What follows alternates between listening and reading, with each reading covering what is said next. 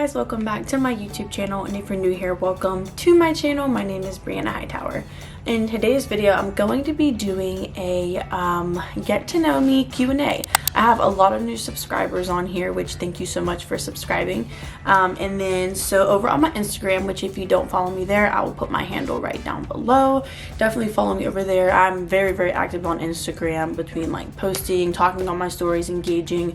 On here, I typically am talking to you guys about like set things. But I am going to start dipping and dabbing in some different things on here. You guys have probably seen doing some ASMR, doing like some makeup stuff. So you're going to start hearing me just talk about stuff to where you're going to get to know me better. But so on my Instagram, I did take some questions. And so I'm going to answer the questions that I got for you guys. So I hope that you guys enjoy this. If you did, like and comment down below. You can literally ask anything, question about anything. And I'm pretty much an open book, which is why I wore this shirt. I feel like it was fitting. So yeah, let's go ahead and jump right into the video.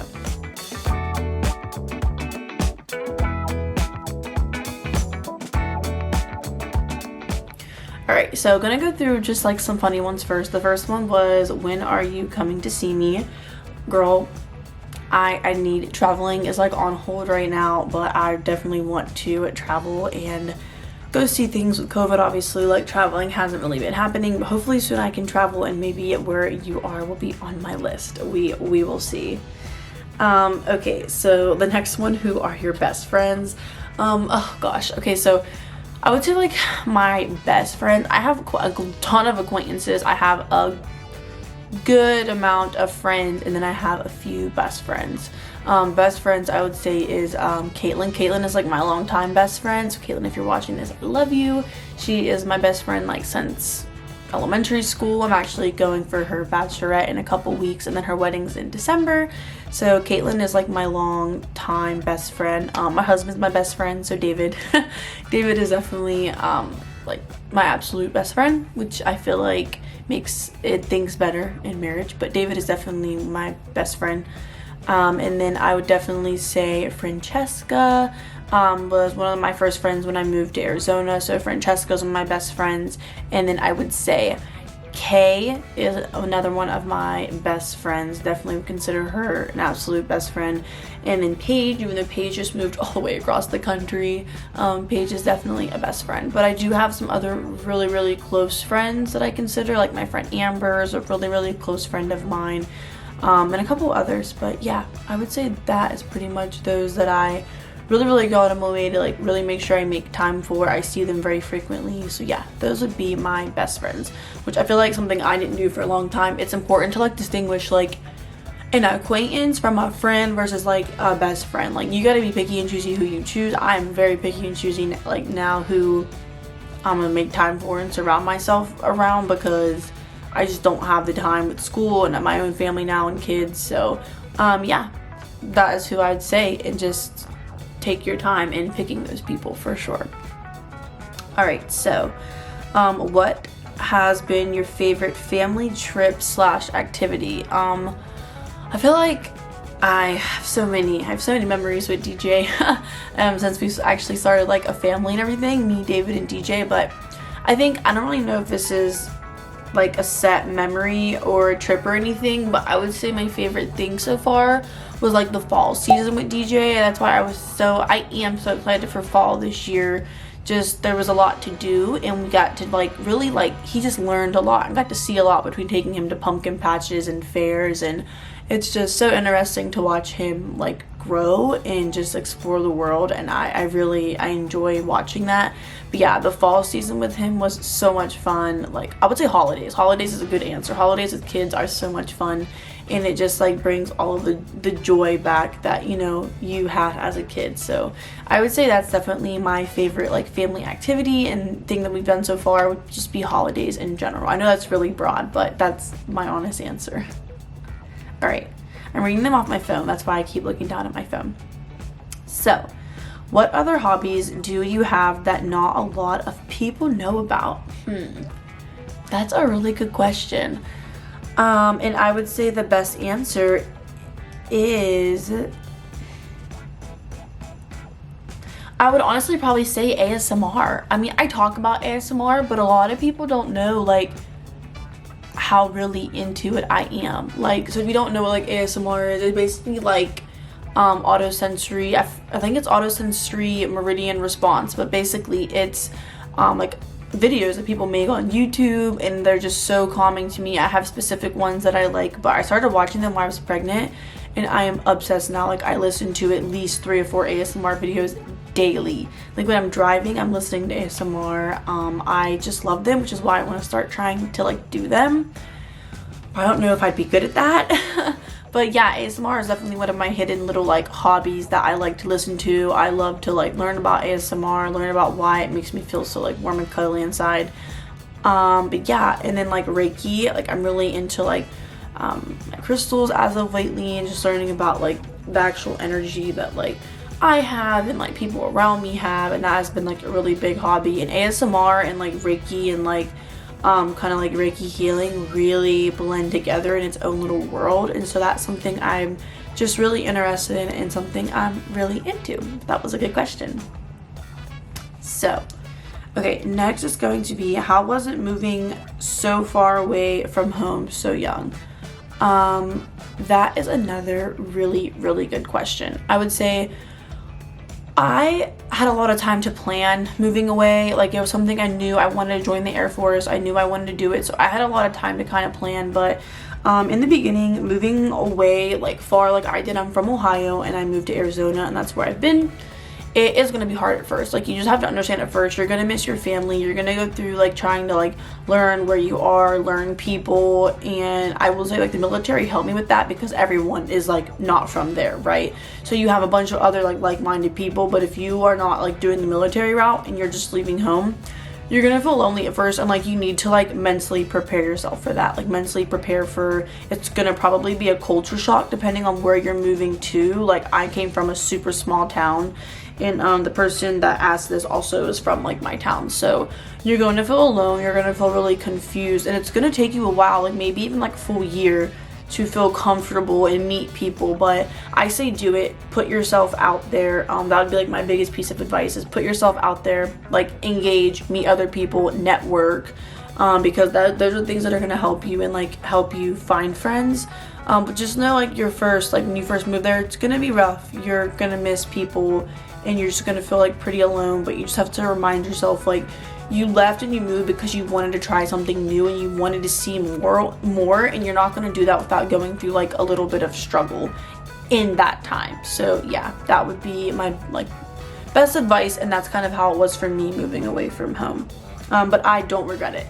Absolutely not. I'm so glad that I left where I'm from, because I definitely would not be who I am today if I would have stayed in Bridgeport, Ohio. So yeah.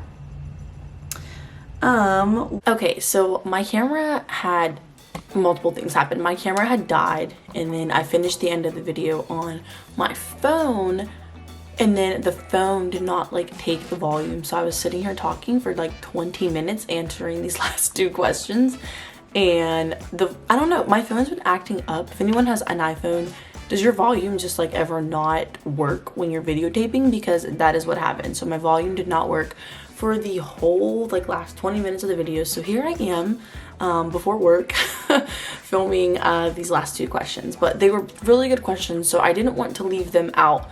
Like I said, it was like 20 minutes answering these 2 questions because they're really good, so I didn't want to leave them out. So all right, the second to last question was, what top 3 video ideas do you recommend to someone who wants to start a channel? And I feel like that definitely depends. It depends on multiple things, right?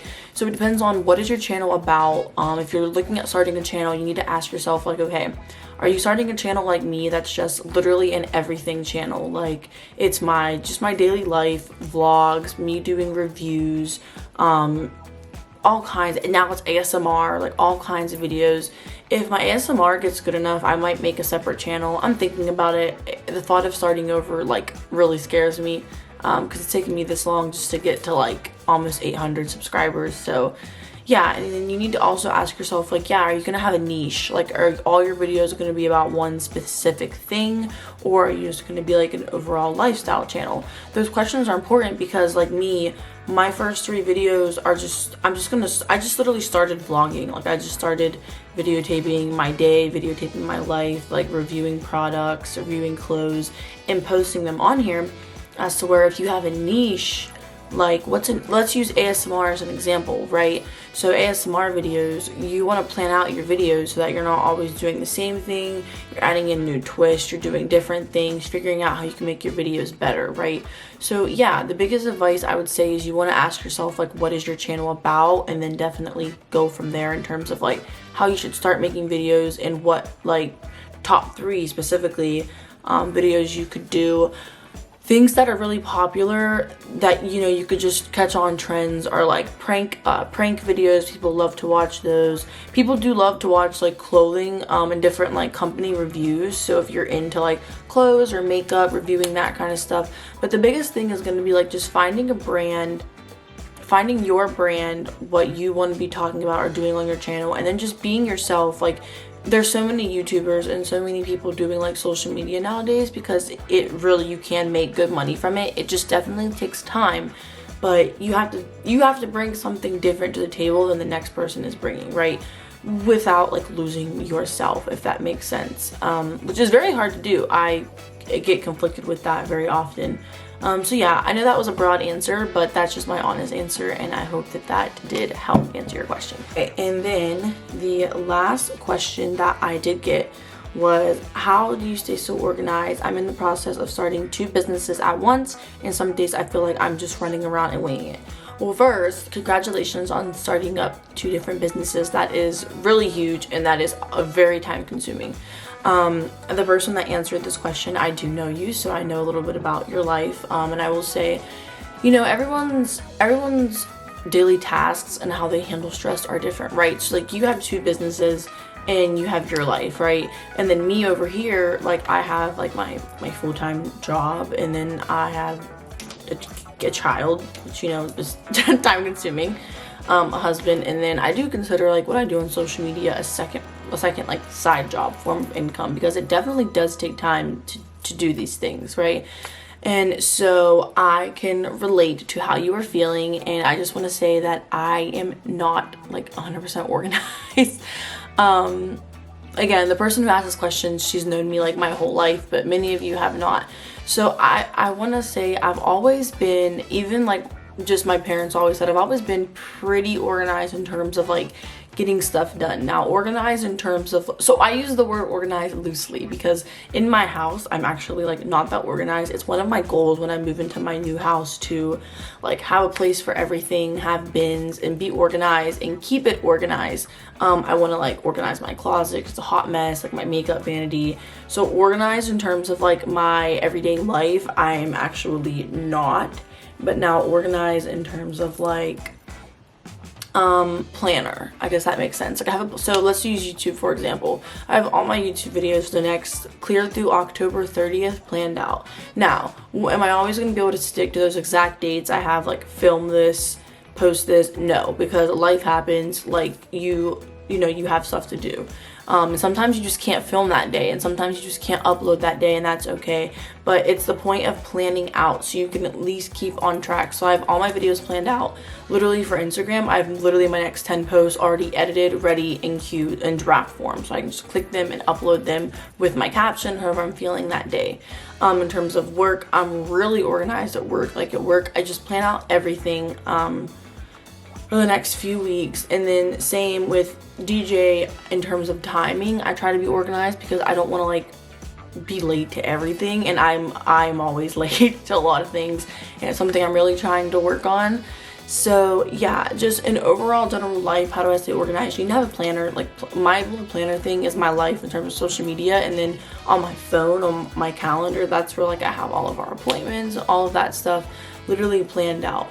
Even down to like my self-care appointments, I plan them out down to a T so that I don't have like all my appointments on the same day. I try and like spread different stuff out throughout the month so that it's not like all jam-packing me and you're overwhelmed.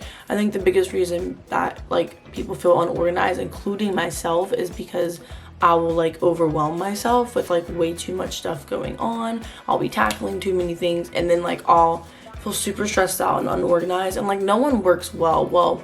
most people don't work well under like extremely like unorganized and like, you know, crazy circumstances. So I just think finding a balance for you, like right now you're asking me like how do you stay organized, which is great. Like definitely it's okay to take advice from other people, you know, for how they stay organized and how they are getting everything done within the 24-hour span. However, I think it's very important to like ask yourself like, okay, for me, what do I think would work for me? Like how much sleep does Bree need? How much rest does Bree need? How, you know, prioritizing things. Like this weekend I was supposed to film like 2 or 3 videos and I literally filmed like none, but I was hanging out with like David and DJ, so it was worth it. You know what I mean? Like, so just ask yourself like, okay, when do I have to prioritize getting this done, and then when can I kind of like slack off and do something later? And that's different for everybody, so that's why I say like analyze yourself and your life and what you think is going to work for you. Trial and error, like trying out certain like things. And then also I want to say it takes like, it's like 27 days. It's like a random number, but it takes like 27 days to develop a habit. So you have to do something like every day for 27 days to like develop that habit. And that's not easy. It's really hard to like develop good habits and good like organizational habits, and it definitely is something that takes time. I am nowhere near mastering it. I don't think anybody is. I think it's really easy on like social media to like make everything seem like right now.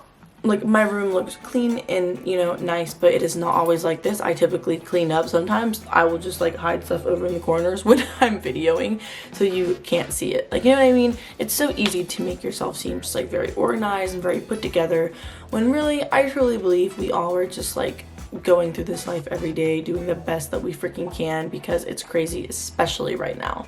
But yeah, again, that's a broad answer, but that is my answer to the question, and I hope that it did help. Well, okay guys, those were the last 2 questions. I'm glad that I was able to get them in. Thank you guys so much for asking these questions.